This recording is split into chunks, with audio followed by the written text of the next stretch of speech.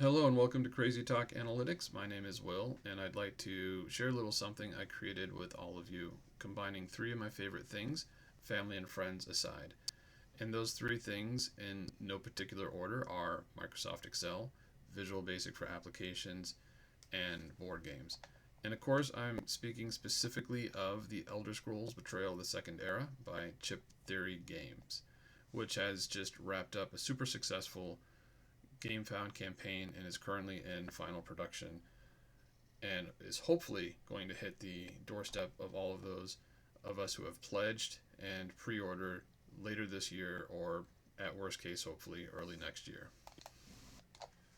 Now I need to take a moment and emphasize that what we're going to see is in no way, shape, or form an official product. I am not at all affiliated with Chip Theory Games or Bethesda. However, I did get this cleared with Chip Theory Games ahead of time and got permission to share this content with you. I also want to address the quality of the components that you're going to see represented in this game.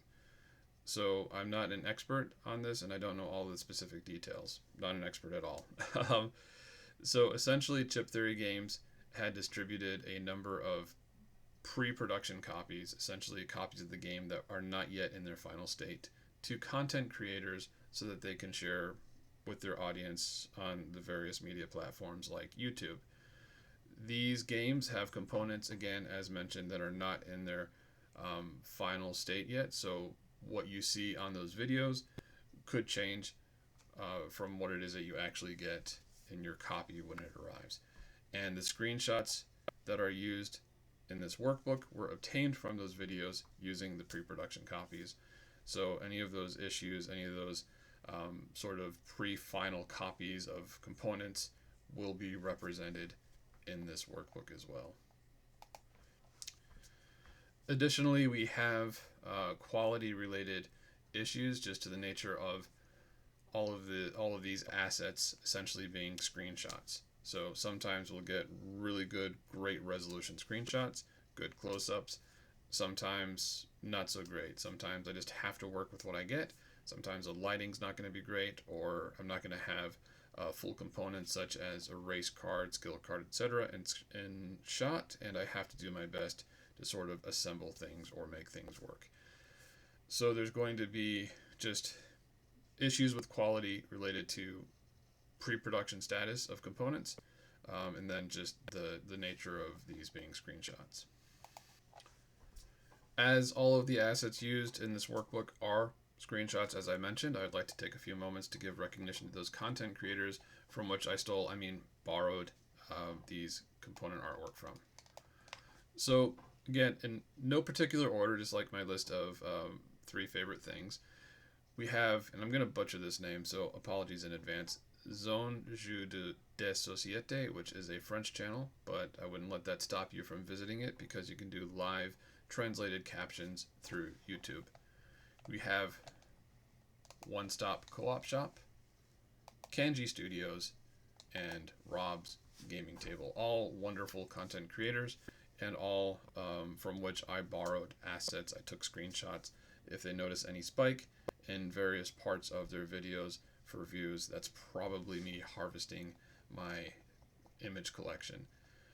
And I'll also give a shout out to Gaming Rules. I don't have any screenshots from any of his videos yet because I don't think he's actually covered Betrayal of the Second Era yet, but I know that's coming up soon. So please give lots of love to all these content creators. What I do wouldn't be possible without them, and they're amazing by their own rights.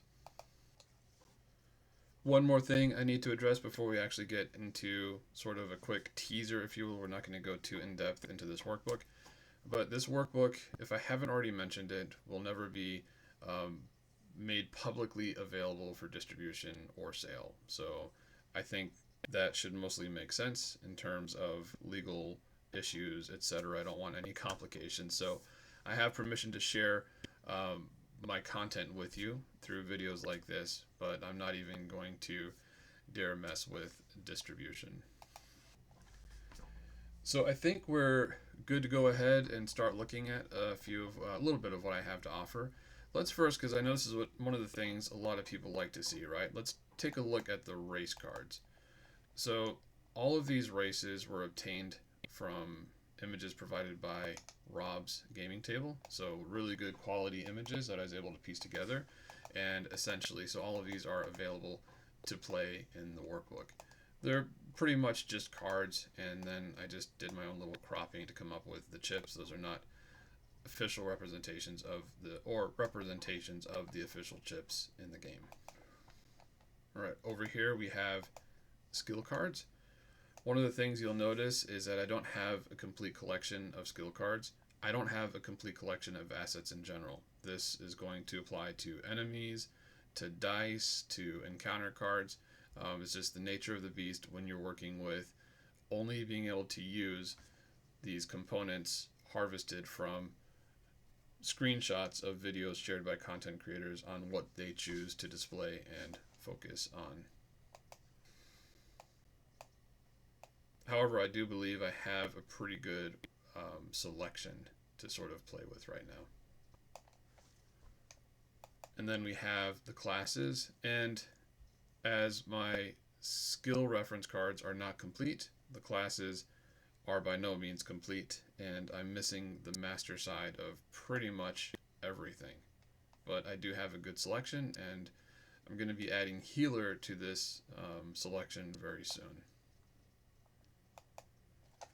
Alright, so this brings us to the table, which is where all of the action happens. And as you may have noticed here, I've already sort of reset up my character. Again, this video is going to be more of a tease than anything else. Now, one of the things that might stand out, obviously right at a glance, is that this is essentially my character mat, if you will. I took some liberties here, but I did try to keep it positionally as consistent as possible in terms that we have the battle forum experience at the top, our active slots for our active dice, the attributes. We have our tenacity, our cooldown, and then we just have sort of a palette of skill dice and fatigue dice. Then of course we have our race card and the chip as well. And with all of these cards, they're actually stored in cells, but I can go ahead and pop them out if I need to get a close-up look at some of the text. And that applies to all of these cards. Since we don't have chips, we're tracking character health down here. So I have already set that health to 4, and as it changes, I'll just adjust it using these buttons. We have some dedicated spots here for our ready inventory, and we also have a way to account for the pack inventory as well. Drain skill dice go here. Here's our dice tray, and we account for dice applied to enemy in this area. You'll also notice up here we have our selected region. We have a button to initiate a new game sequence. We're tracking our day up here. We have these buttons to easily add to our days in XP as well to sort of facilitate that flow. Here's our round tracker. These buttons right now, I'm not going to use them. I added them a little bit of regret. I might be able to make them work, but we're going to disregard these for now. And again, we're not going to go over all the buttons, as the whole purpose of this is to kind of be a tease to gauge interest and see if this is something people want to see more of. We will go through a few of the initial steps that you would do in gameplay, and first and foremost, I guess we would go ahead and draw our guild cards. Just like with everything, I only have a limited selection of guild cards. I believe I have 6 in total. And then of course, the actual guild quests I can do are limited by what others have done, as I don't have actual gazetteers to go off of. So right now I'm looking at primarily focusing on either Rob's or Kanji's playthrough for Black Marsh, and I think that was Outer Watch and Fighters Guild. So what you would do is you would select one of these cards and essentially flip it, kind of see what that, if that affects the decision of what you want to pick. Open up a place so you can go ahead and tuck your selected card and then hide that. You would then go ahead and remove the unwanted cards. As for our region, which would be the next one, we would look at the gazetteer, get some more information, but we could definitely expand our region map, place our party token in our starting area, and do other setup steps as required.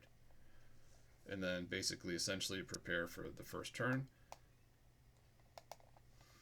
So in this particular case, we're on day 1. So I'm going to go ahead, I'm going to open that map back up, and we're going to take a look at where we're at. So we are in Lilmoth, so we would start a town action by default there. So we're just going to go ahead, bring that back out. We're going to go to our town, and there's Rob and Mel there. As you can see, this was a screenshot from one of their game sessions. When you populate a town, you're going to go ahead and draw your trainers. In this case, we have essentially warrior, mage, and thief, all of them, 5 trainers. So we draw those, and then we need 6 items. So I'm just going to draw 6 items from my item deck.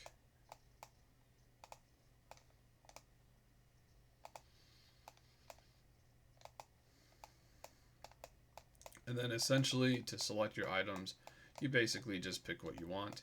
We're going to also select a skill to train. In this case, we'll just take two-handed at random. You just select a place you'd like to place that, and then take your item for your other action. We can go ahead, and obviously I'm not worried too much about what I get at this particular point. We'll just place that there. The town action is done. I can go ahead and clear these items. At the end of the day, you would essentially, in this case, I'm going to expand the map, draw a peaceful encounter card so that I can see how to set my weather gauge here. I'm going to go ahead and flip that. Looks like it stays on sunny. Since it was only used to set the weather, we're going to go ahead and cycle it back to the bottom of the deck. And now I can move my character, since it's sunny, up to 3 spaces. We'll go ahead and take this unstable position, this unstable landmark. We're not actually accounting for anything else in the game right now. This is just, again, a quick little trial run. Hide the map, expand the character, and since we're on an unstable landmark, and this would be day 2 of course, we need to go ahead and roll the unstable die. In this case, we got a peaceful encounter, but let's assume instead that we got a conflict. So with the conflict, I'm going to go ahead, hide my character, and we're going to draw a conflict card. And we're going to go ahead and flip that card. We have our text that provides sort of the background of the encounter, and then we have a map here to prescribe how we're going to set up the clash. So I'm going to drop a clash mat, and I'm going to drop an entrance tile to sort of position these as so. And basically follow these instructions. We're not going to get caught up in the reading right now, but we are going to go ahead and populate a cache. Hold on one second. All the caches are populated, so now we're going to go ahead and, assuming that we're on day 2 for solo player or single player, that would be 2 1-point enemies. So here's our Spriggan, as we can see, and I can go ahead and flip that to the 5-point side if I need to. So I'm going to go ahead and flip him back, and I believe he has a health of 4, so we'll just go ahead and add a health, and we will group that and place him where he needs to be. I've gone ahead and finished my setup. I've dropped an Argonian Bandit in there, and I've placed my character on the starting position of the tile. My character has a stamina of 3, so I can go ahead and move 3 spaces and then attack. We'll just go ahead and let's say we attack this Argonian Bandit. So I move 3 spaces, and then I essentially would initiate my engage action, right? I'm kind of going through this briefly. I don't know if I'm doing a good job on the rules. Again, more focused on showing how this workbook functions than anything else. So I will select the dice that I'd like to roll. And I have a stamina of 3, so I'll go ahead and select all of these in the appropriate battle form. Roll those dice. I did get a miss, which means I get to increase my tenacity, and then I will place this in the cooldown.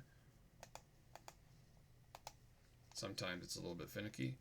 We have a 2 here and a 1 here, so that would be 3 damage, and because these are 1 hand and shield, they go in the active slot. He has a 1 defense, takes 3 damage, which would then bring his health down because he blocks 1, so that would bring his health back down to a 2. Of course, I meant bring his health down to a 1. And then I'd be able to do another engage if I need to. So I could take another light fatigue, do another engage using my remaining dice, go ahead and roll them, and deal another 3 damage. So I would place those accordingly, do the 3 damage, which would defeat the Argonian bandit, and then I can set him aside as defeated. Simulating enemy turns is not very difficult. In this particular case, however, this enemy would only travel so far, and then I believe he would just merely put Bane on me. If an enemy were to roll attack dice or enemy combat dice, you can just click this button to roll the dice automatically, or you can select the number of dice if it's more and roll them all together. When it comes time to recover dice from your cooldown, unfortunately this character's recovery stat is only 1, so I would take that 1 die back, and then I can go ahead and shift all the die accordingly. All of this is manual upkeep, just as it would be in a physical board game. There are limitations in terms of how much I can fit on a screen, but I can also do things, again, like the magnification as such on the individual components. For the most part, this program is not in its final state, but it seems to function well enough to get me through a game with little issues.